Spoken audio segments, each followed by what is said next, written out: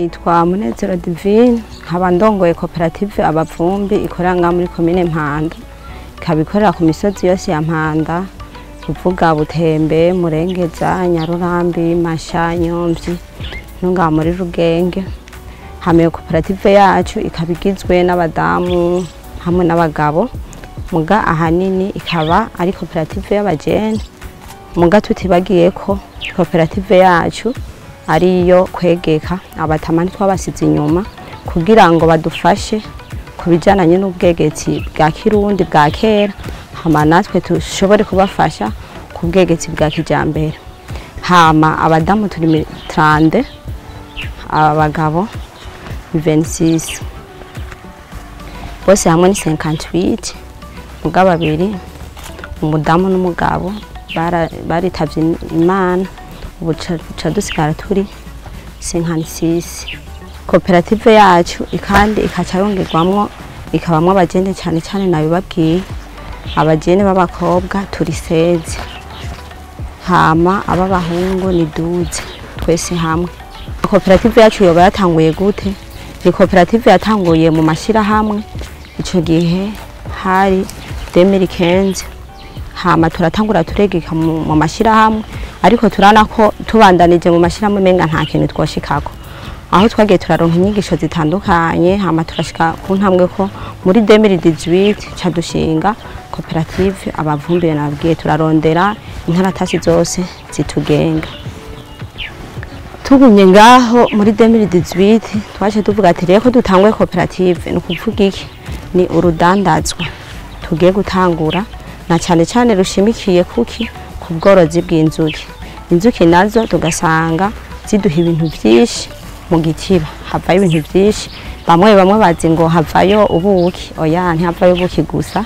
Ubuki ni ikintu kimwe kivayo kimenyerewe, ariko haravayo ibindi bintu byinshi nk'ishashara, urugangiriro, ndetse nico twita ifumba. Ifumba no kuvuga uba wamaze kugurura igitiba ukabona n'utuntu dusa na jone umuntu ashobora kurya kugira ngo dushobe kumukingira ibintu byinshi mu mubiri.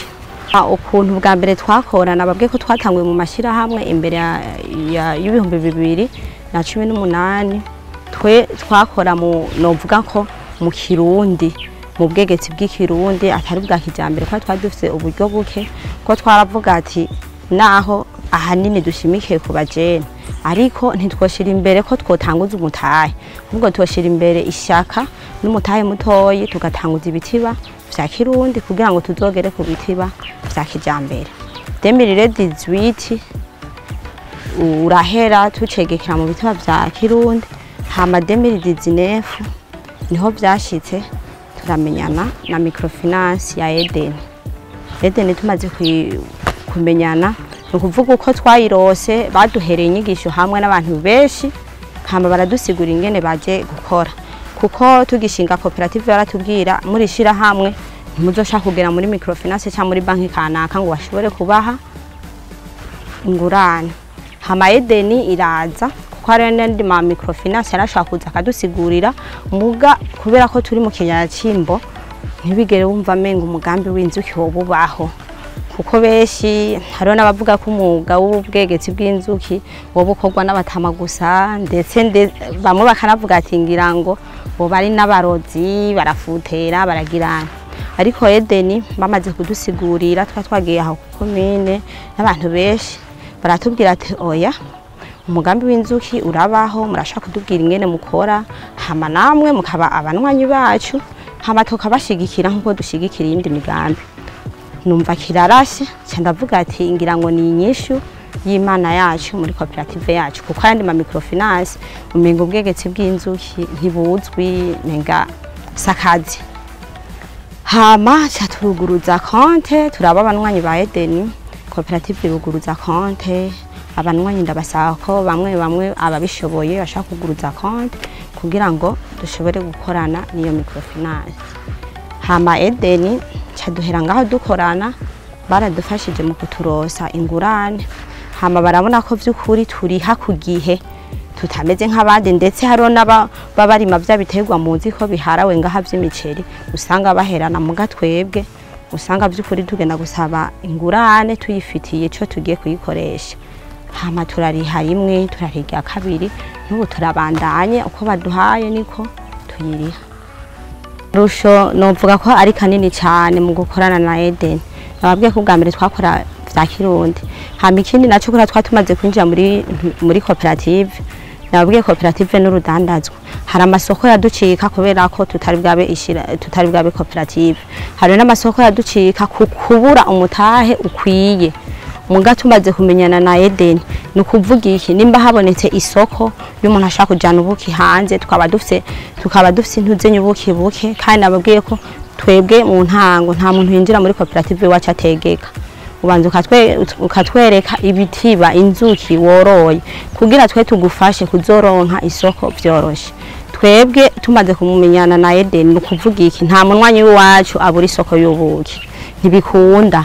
Nukuvuga arose ubuki tuca tumugurira kashi kubera iki yangurana Eden iturosa. Hama ikindi naco idusahiriza cyane nuko umunwanyi wacu aranza agasaba koperative bivanye n'uburyo natwe twasabye, tukamurosa ingurane kugira ngo ashobore no gukora ikindi gikorwa turetse iki cinzuki. Usanga n'ukuri Eden yaradufashije cyane kuko kuntu twisununura, nukuvuga iki ntawe ubura ingurane ngo nuko ari umuvumbi. Muga kare yaramubura ugasanga hari kwaronka abakora ibintu vy'imiceri, ibigori n'ivyo bindi bisanzwe bimenyerewe. Akarusho rero ka mbere nako Eden n'ukuri nuvuga ko yaje nk'inyishu muri koperative yacu. Cyo hanura andi mashiramwe canke ama koperative nuko wo kwijukira kuyihurumbira ahanini, kandi bakagenda bakasigurirwa. Icambere coco nuko inatanga ingurane ku giciro gito, nukuvuga ku nyungu no, kandi ukabasigura umugambi wawe ingene umeze bakakumva. Apara mwe byo kuvuga ngo ubu nyene kurose ingurane uzodura riha ku munsi canke ku kwezi, oya urabasigura ati umugambi wanje wungukuku ukoguku bagakorera kuvyo ubahaye kugira ngo nawe ntushobore kwitega imitego. Muga hari gihe beshi abagenda mayandi ma microfinance usanga hariho imitego ibihari, umuntu ashaka kuvuga ati ku kwezi uzodura ndihaya, kumbura umugambi wawe ntiwimbuka ku kwezi. Ni umugambi ushaka gufata amezi 2 amezi 3, ukaje usanga biragiyemo navyandi byo kugira byo kwitega umutego uragiye guherana. Hama Eden n'ukuri itanga ingurane ku giciro gito. Hama haruho n'ibindi wasanga tugira ingorane, ukaje usanga ibintu by'intuze ngo abavarizere. Muntu yacu yabubanza ikintu novuga cyambere Eden n'ukuri yo barafashije igikorwa cyambere. Ko nababwiye naho koperative yagiye tugasaba ingurane, jewe ubwanje nanje ndumujene cyarashitse ndasaba ingurane. Ayandi mabanki yose presque yose inkayo tumaze kuganira ama microfinance bakubwira ngo umwavarizere. Ukacura bare mu ntara yacu yabubanza, ngira ngo turi generation za mbere zize kugira uronke umwavarizere atari papa wawe cyangwa mama wawe, sinimbaza ko muronka. Muga ico kintu Eden nko muri koperative yacu yaratworohereje, nta bavarizeri yadusavye, irapfuma gusaba ingwati kuko ho ingwati ushaka no kuyironka ashaka kuba wariguriye canke warahawe n'abavyeyi, hama ukahandikisha hakaba hiwawe. Hamaze kuba hiwawe Eden ukacishira nkandangatongo, ikabona ko vy'ukuri umuntu arakeneye ingurane, arakeneye gusahirizwa. Mugandi mabanki bakubwira ngo rondera umwavarizeri akorera leta, kumbure nawe usanga asiga credit kinini canke ukamugati nzoriheza kuririha mu mwaka, nawe idena cyakubwira toya wobuncereje. Iyo ni ntambwe ya mbere. Ako nakamaro ka mbere ka Eden no himiriza andi mashira hamwe andi makoperative urundi gwaruka botuma bitura Eden. Hama ikindi naco barananyarutsa kuko hari ahantu ugenda gusaba ingurane ugasanga umaze amezi 6, none wagiye kusabira ingurane y'ikintu wateye canke wegetse kugira ngo ugwize n'ingoga, kaje usanga yamezi 6 yaraheze yangurana utarayironka, none na cyakintu ari kurasaba cyarapfuye, kaje usanga nawe mutare wawe w'imbanze wose wahezeyo. Urumva uburusho ni bwishi. Hama n'ikindi novuga nkuko ndumukenyezi nuko bataraba ngo umukenyezi ntiyoshaka kuronka ingurane, kuko muri koperative yacu bararose na generarose. Urumva nico ni ikintu gikomeye, mugangira ngo nta banki yoba ifatira kwiyo kwiyo ntuzenya kwiyo mico avuga ati mbega umukenyezi asabye ingurane twomuha twomwizera akamaro no utumaro n'utwo ni twishi icifuzo dufise kuri Edeni nuko Edeni by'ukuri yoshinga imizi igakomera ikaba aheshi kuko benshi muri bo abahakora kenshi twamatuganira nkababaza ati be nta zindi ntara yo bihari mbega nta kuntu mwotworohereza bigakunda ari nk'amarimi kujya bagira muri eko kaje ugasangura rotira mayani mabanki muri rimi kaje ugasangura rotira kugira ngo Edeni imenyekane hose kumbura bafise ingorane hivyo twari dufise Edeni ishobore kubishura no kuvuga ijane inyishu ku bantu boba bifuza gukorana na microfinance kugira ngo bakore imigambi myinshi hama kubera ko nababwiye ko Edeni yadufashije cyane imigambi yakazoza twebwe sukuvuga ngo turacegeka ngo twegeke inzuki gusa oya dusanzwe dukora nibindi bivuye mu nzuki nk'ubu turakora akuki ndibaza murakamenyere ku bantu bihereza utuntu nyene ducangamura abantu kugira ngo murare iboneke cyangwa abantu baryoherwe nakuki karyoshe cyane gakogwa cyane nga muri Bubanza umuntu yagize dote yagize mariage ashobora kugira nukuvuga nk'ubu twe turifuza ko twoshika kwihinguriro rikomeye hakurya mwumva za Kayanza Imena kugira ngo dushobore guhingura ako kanyobwa kugira gashike kure hama nindi migambi turayifise kubera ko nababwiye ko twe twarabajene cyane aho tugitangura twarabajene duhejeje kaminuza tuciga twize ibisata bitandukanye ariko tugiye kuraba harimo nk'igisata tubonekamo keshi nk'ivyo twagiye turiga harimo abavuzi benshi hasi abadokiteri hasi aba infirmiere basanzwe turafise projet yuko na cyane ko abavumbi novuga ko kwisi nzima ari bo bambere baramba hama bararamba gose kubera iki ibintu by'inzuki kumwubuki kayakoti ibya muntu zenya muhisha dusanga mu gitiba biratuma ico twita abasoda mu mubiri canke iminite ikomera cyane hama muko kuramba ukaca usanga barabaye abavumbi muga ntibasingene bivuza ntibashiki rushaka uzogera mitwarite hagati yacu y'abavumbi tukabitanguza muri no cooperative hama tukazovyigisha abandi bavumbi kugira ngo wa muvumba amaze gukura yamaze gusaza ntaze yigere agira ikibazo cyo kwivuza tuzoye twaratangujiye mu twarite yo kuvuzanya ndetse twubake n'ivuriro ryacu kugira abavumbi bacu bashobore kugira novuga ko imigambi iri imbere ni ibiri niyo guhingura ibivuye mu bwo buki mwizo nzuki no kutanguza iyo mitwarite tukubaka ivuriro kandi ico no bamenyesha dezerewe ko cyane nuko Edeni by'ukuri kubera imihezagiro tuma tuyihezagira kandi ripanze nababwiye kandi ratanga amahera ashoboka akwiye iyo migambi yose tuzoyishikako kuko ntasubiye inyuma ayandi ma microfinance mu microfinance kubwira ati ntari miliyoni 10 twoba kandi uri kwerekana umugambi by'ukuri ubona ko ukomeye muga Edeni kuvuga iki ntiraba uburemere bw'amahera ahubwo iraba uburemere bwa projet ikaraba mbega ni projet iri durable ishobora gufasha mu kibano ndetse n'igihugu kikamenyekana ahubwo gico nsaba nuko nimba microfinance ya Edeni by'ukuri nuko nimba ho shaka kuboneka amafinance mayo hanze canke berbe yo yishigikira cyane kugira ngo ibandanye yishura ikibazo cyo gwaruka ikibazo cyo kubira ingurane abantu bari barabuze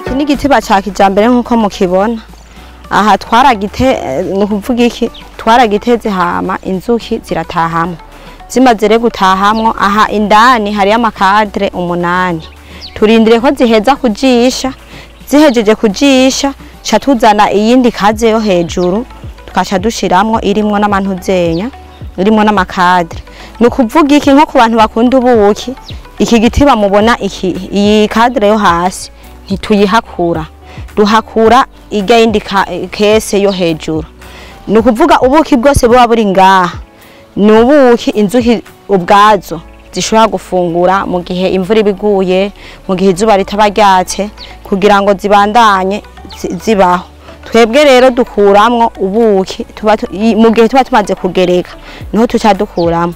Hama ku bataba babimenyereye, aha hari ikintu twita impuzo, kubera ko ibi bitiba twabikoze bivanye n'inyigisho twarose ku mwigisha binonosoreye mu Bufaransa, gifise impuzo 8.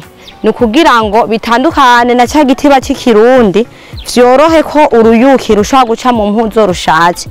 Ni ukuvuga imiryango ni myinshi y'izi nzuki, bica bizifasha iki gukora cyane, zirakora gose kuko rudasohokeye ngaha rurashaka gusohokera ngaha. Hama ku batari bazi igitiba cya kijambere, ni kuvuga niki gifise akamara kahe. Mwabonye irya mashini dukoresha mu kugira mu kumimina ubuki, nidukanya nka bijya twakoreramo bwa mbere tutaramenyana na Eden. Oya, ni kuvuga dushiramo amakadre tugakuramo ubuki gusa, hama tukaca tugarukana ya makadre ariko ibimamara tugasubizaho. Mu gihe rero tuba tumaze kugereka mwico gihe ico gitiba turanyarutsa kugihakura, turaza kubereka nk'igitiba hariya kigize kigeretse uko kiba kimeze kugera hejuru n'ingene kiba gisakaye. Muncamake nivyo. Hama bimwe nako ndabasigura, murabona ko iki gitiba gifise kimaze kugira amakazi abiri, iyi ni yakazi yo hasi, iyi ni yakazi yo hejuru. Ni kuvuga iki kirageretse, hagati y'iyi kaze niyi hari ikintu twita griyarene, no kuvuga kayungiro kumwamikazi.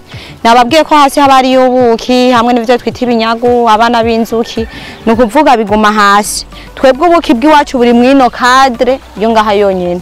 Mu gihe tuba tuje guhakura turazana ya mfimore mwamye mubona kaya kantu ko kugira ngo zishobore kumanuka muri cadre yo hasi, hanyuma tugashira y'umwotsi zikamanuka ngaha.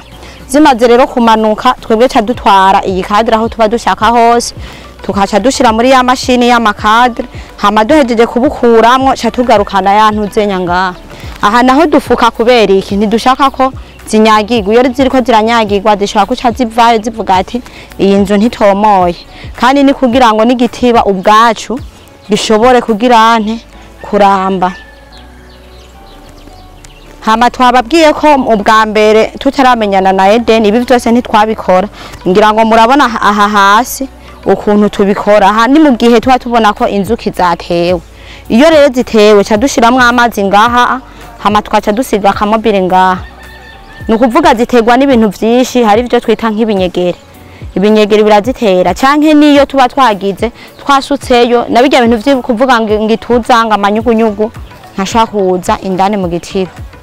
Hama kubatazi igitiba urumva ndibaza murabona ko bitandukanye iki kirundi n'ica kijambere, kandi bitubatse kumwe. N'indani tugiye gufundurura murabona ko nk'iki kiragaragara.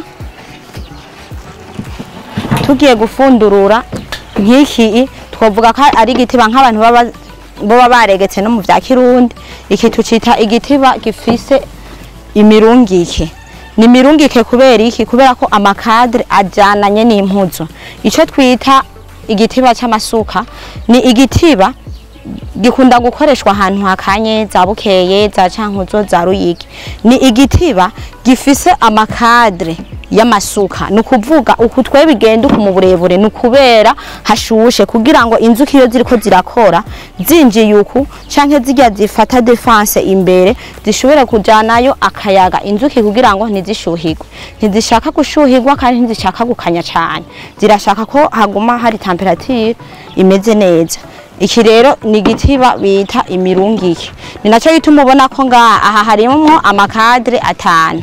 Ni kugira ngo mu gihe zije bishitse zigataha ca tugacuranuriramwo ntizice zigira zisanzara hose, zishobore kujisha ibimamara kwa ya makadre 5.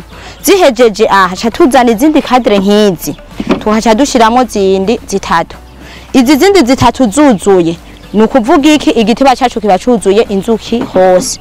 Ca tuzana ya griyarene nababwira kakayungiro kumwamikazi kugira ngo umwamikazi ntazoshobore kuva mu iki gitiba, azogume mwino nzu gusa kuko umwamikazi ntaduga hejuru yo havata y'amagi. Umva amaze gutaya amagi hakaboneka ibintu by'ibinyagu canka abana b'inzuki ubuki ntiduheza ngo turonke umwimbo mwiza. Niho hariho itandukanirizo y'igitiba c'ikirundi n'igitiba ca kijambere, kandi nico twita mpingwe.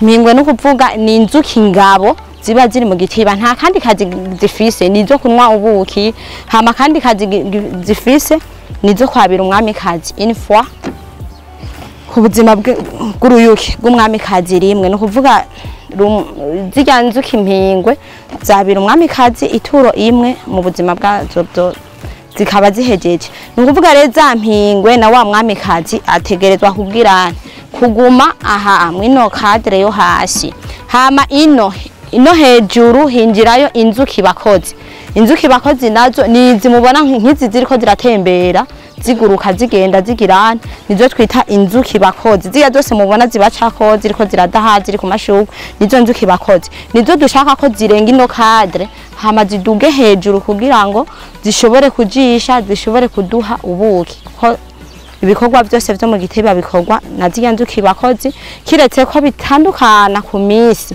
kuko uruyuki rumaze nk'imisi 12 ntirukora akazi nk'uruyuki rumaze imisi 16 canke uruyuki guba rufise 30 jours ntirukora cyo kimwe n'uruyuki rukivuka no kuvuga zirafise imigwi zikagira n'ibikorwa bitandukanye mu gitiba.